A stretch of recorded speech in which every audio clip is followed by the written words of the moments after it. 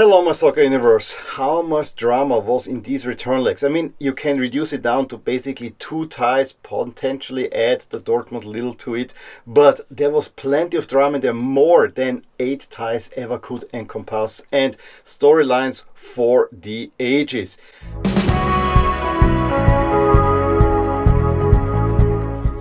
But instead of winners and losers, I just want to get some observations in. The first one, of course, is PSG oust Liverpool. And do we have to consider them now the best team in Europe? The way they have been playing as of late and what a unit they are, I actually think they might well be the best team in Europe. I also want to note that history in this competition does matter. Look at Leverkusen, who were so dominant over Bayern this entire season, despite Bayern enjoying the huge lead in the Bundesliga. But they were completely outplayed. But it was also a self-inflicted loss from the first leg. Then you have the injury of Florian Wirtz to head into it.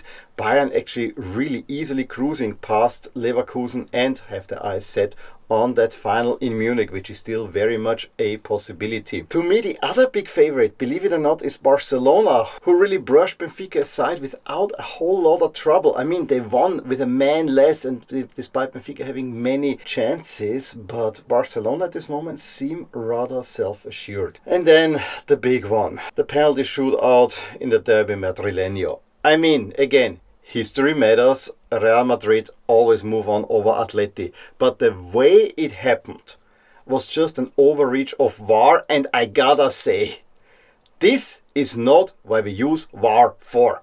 This was an absolute atrocity. Look rather at the penalty that has been given before that, where Mbappé really uses the contact, which might have been enough. But he wants that penalty. That was something that VAR should have looked at, not the supposed double touch by Julian Alvarez. That ball has not moved. Nobody, and Diego Simeone in the press conference afterwards even asked a journalist, anyone with a raise of hand has seen the double touch? I have not seen it, and I don't want to rely on computers to tell us whether there was a double touch. Yes, if there's a chip in the ball, maybe we can make it out then. But without a chip in the ball, you cannot tell it. Don't give me that crap with technology. I like technology. I'm a nerd. But that was a step too far. If I cannot see that the ball has moved, why are we using AI and some extrapolation from images to determine that Julian Alvarez has touched the ball? When you don't even see the spin of the ball changing, nothing of the like, is an absolute outrage. An absolute outrage. That ball has not moved. It's so athletic and it's so galling because this is just a touch too much and not on the ball, but what VAR is doing here. It completely destroyed that penalty shootout. And yes, Atleti then could have gotten themselves back into it, but it really swung the pendulum towards Real Madrid. And for all their complaining about refereeing in La Liga, Real Madrid got away with one here. So yeah, let me cool down again, and while I do this, let's talk about all the games that happened in the return legs.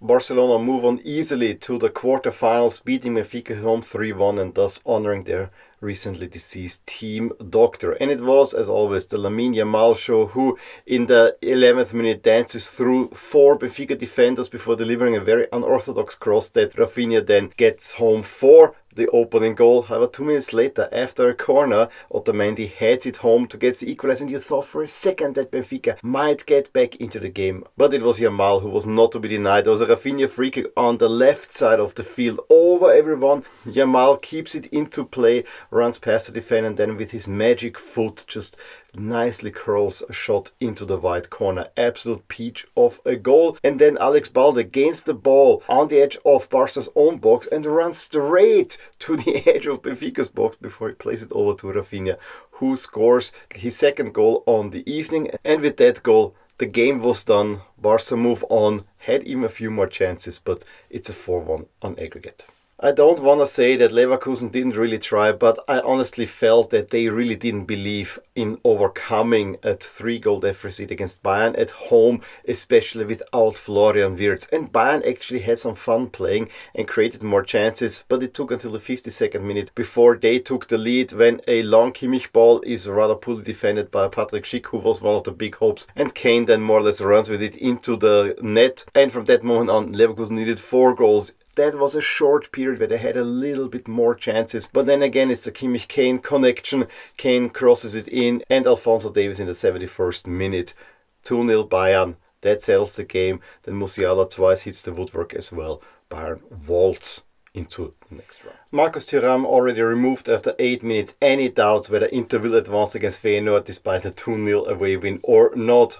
Nice solo run across half of the pitch, and it's 1-0. But Feyenoord at least got the equalizer after a penalty that Motor converted in the 42nd minute. However, the second half then started also with a penalty that Çalhanoğlu converted, although I don't really think there was a touch on Taremi, probably counted. Later on, another penalty for Inter after a so-called foul on Thuram was also taken back, but Thuram also hit the crossbar. So it was really emphatic for Inter, who move on to meet Bayern. Liverpool against PSG delivered absolute drama. It was a wonderful game to watch, and a game that this time Liverpool showed up, especially in the first 10 minutes. They had a few good opportunities, none bigger than Salah, when Nuno Gomes saves PSG from conceding by getting his foot into a Salah shot. However, it is then the first attack via Dembélé over to Barcola, who again wants to find Dembélé. However, Konaté clears in such a clumsy fashion that he takes out Alisson, and Dembélé just can leap over him to tap it home. PSG have the equalizer and were then slightly the better team in the first half, had even a few more chances. I think there was one with Barcola in there where he probably should have seen Dembélé. There was a shot by Kvaratskhelia. In the end, it goes level on aggregate into the half-time. However, the second half then was a pure power play by Liverpool, who had plenty of chances. Even hit twice the post, but it was also called for an offside in between there. But I think both of these were good calls. But there were shots by Salah that were blocked, for instance, by Kvaratskhelia. Szoboszlai had a good one, Luis Diaz. It was all over, but the big player for PSG in this situation was Donnarumma, who was so much maligned after losing at home when he let in a weak shot and Alisson had the game of his life. This time it was Donnarumma, sometimes in an unorthodox fashion, but he got the job done. But Liverpool seemed to lessen their intensity the longer the game went on, and going into overtime, it was then a power play by PSG, where especially Désiré Doucouré had a great shot that should have given PSG already the lead, and then in the second half there were more chances for PSG, who seemed destined to be the winners on that night. However, it goes all the way to penalties, and this was just a beautiful penalty shootout where you see how much the momentum can swing. PSG started, and Vitinha had one of the weirdest penalties. I mean, it was more or less a back pass where Alisson got his hand even on, and the way he ran up, you could see he just wanted to convert but didn't know how. He was clearly afraid of Alisson. However, job done. Mohamed Salah then emphatically converts his one, so a whole lot of pressure on PSG's next taker, Gonzalo Ramos, who had just come on only for this penalty shootout. However, he converts expertly. This again swung the momentum back to Darwin Núñez, who takes a rather weak penalty. There was an easy catch for Gianluigi Donnarumma, and Dembélé then duly makes it 3-1 for PSG. So full advantage there. Curtis Jones needs to already convert to keep Liverpool alive. However, he also sees his penalty saved by Donnarumma, and then Désiré Doucouré has it very easy to bring it home. It was so important that the first two PSG penalties went in, because that really then ratcheted up the pressure for Liverpool. And while Liverpool had a really good spell, especially in the second half, overall, I think it was not undeserved that PSG went through. And I'm really wondering at this moment if we shouldn't call them the best team in Europe. The stadium in Lille was rocking when Jonathan David gave Lille the lead already in the 5th minute, thanks to a double nutmeg through the legs of Schlotterbeck and of course also through the legs of goalie Kobel. And I would say for the first 20 minutes Lille probably could have even doubled the lead, but then Dortmund got back into the game, had already a good chance to equalize late in the first half, but it was more or less a rugby scrum where there were just too many legs from Lille in there to get the ball over the line. However, in the second half Dortmund even came back better, and And it seems like, if needed, this Dortmund team still can deliver. However, they get the equalizer to a very controversial Can penalty. Guirassy was just falling over. He wanted to have that penalty, and it's sad to see that this was rewarded. However, Can also expertly converts it. And then they get the winner after a real period of pressure from Dortmund. Don't get me wrong, Dortmund were the better team at that point. When Guirassy plays it over to Maxi Bayer, who already saw where he needs to take the shot, makes a turnaround, and up in the high corner, 65th minute, it is 2-1 Dortmund. Yes, then Dortmund could sit back a little bit more, but Lille didn't have the big chances anymore to get an equalizer on aggregate. And so, a little bit surprisingly, however, I guess overall deserved, Dortmund move on to the quarters. With a 7-1 advantage, Arsenal's home game against PSV was just a foregone conclusion. That it ended with a 2-2 draw is probably face-saving for PSV.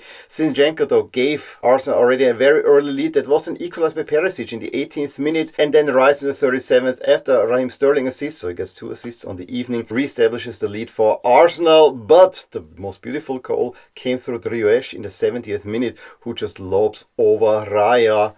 But it's a 2-2 draw. Arsenal probably had more of the game, but they move on with a 9-2 aggregate scored. It was a similar situation in Birmingham, where Villa also enjoyed a comfortable lead from the first leg. However, lucky the first leg, Bruges actually put Villa on the back foot, however then decimated to a man less when Rashford was taken down by Sabé as the last man.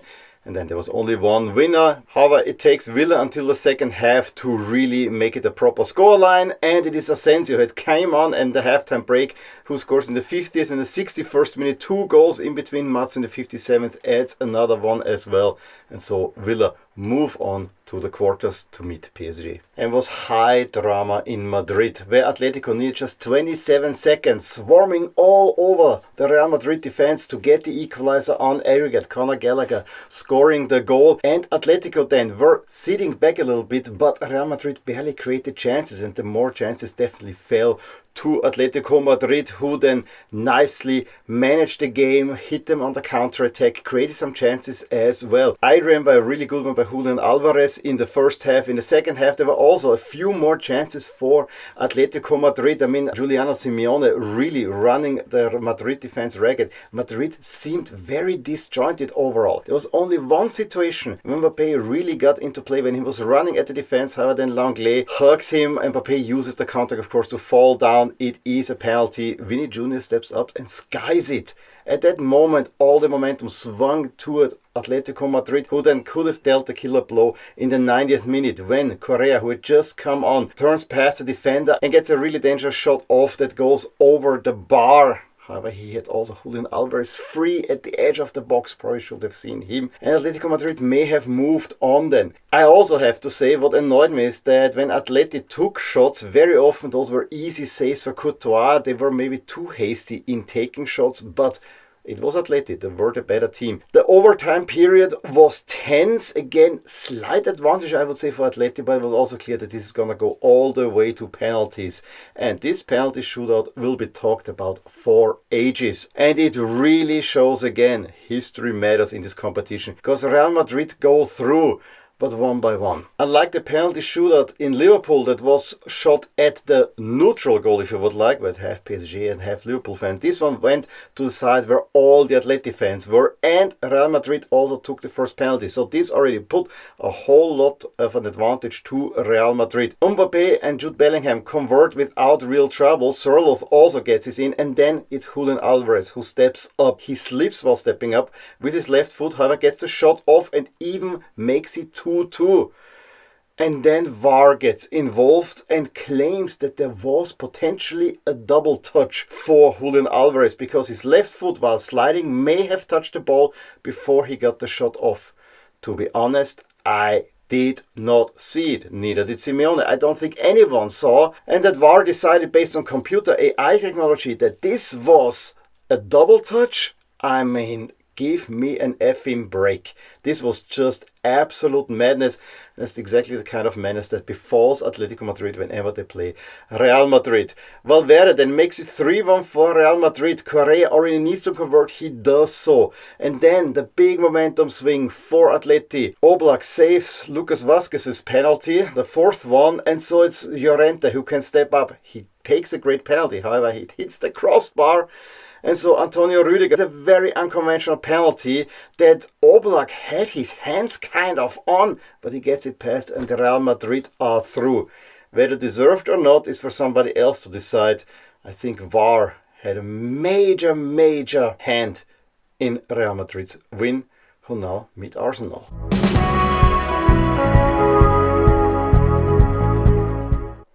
This now sets up the following quarterfinals. PSG will meet Villa, where of course they are the favorites. However, Asensio is on loan from PSG and has been great for Villa. Could he do also something against PSG?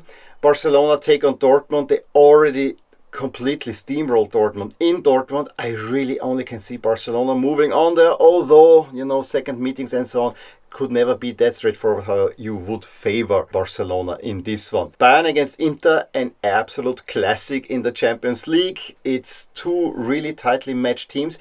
You would give Inter maybe the slight advantage because they might be a better team. However, Bayern have the higher class of players. Very intriguing, and the final on home is on the line. And then lastly, Arsenal against Real Madrid. And as much as I want to say, and as much as my model says that this is 50-50, although Real Madrid are the tiniest favorite here.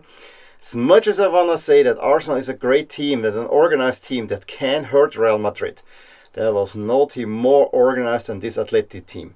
Maybe, just maybe, Arsenal have the better players, but with all their injuries, I really do not see it. This reminds me a whole lot of Arsenal taking on Bayern Munich last year, and we know how that ended. So I honestly see Real Madrid moving on here. And as for the overall favorites, suddenly PSG is on top. I mean, they barely qualify for the knockout stage and now they're the favorites to win it all. It's a pretty big turnaround, I would argue. And they're the favorites ahead of Arsenal, which I also find rather interesting. And then Barcelona and Real Madrid. Inter and Bayern only in 5th and 6th because, you have to waltz through Barcelona as well if you want to go into the final. So intriguing for sure. Dortmund and Aston Villa, of course, have to be considered outsiders.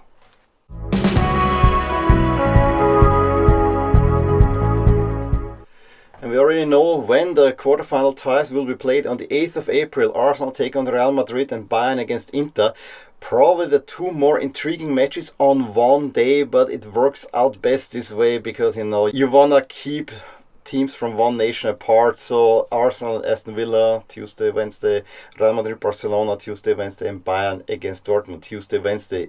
If you flip-flop it either way, cannot really do it. So Tuesday, probably the tighter matchups. On Wednesday, we get Barca against Dortmund and PSG against Villa.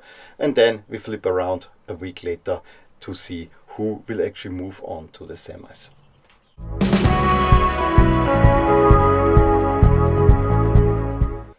So, those were my thoughts on the quarterfinals of the Champions League. Again, I cannot repeat myself. We'll talk a whole lot in the future about this one penalty.